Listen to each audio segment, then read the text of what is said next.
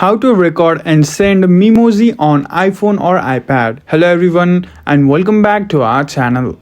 In today's quick video, I'm going to show you how to record and send a Memoji on your iPhone or iPad. If you want to add some personality to your messages, this one's for you. So let's get started. First, open the Messages app and start a new message or open an existing chat. Tap the Memoji icon. It looks like a smiley face with stars.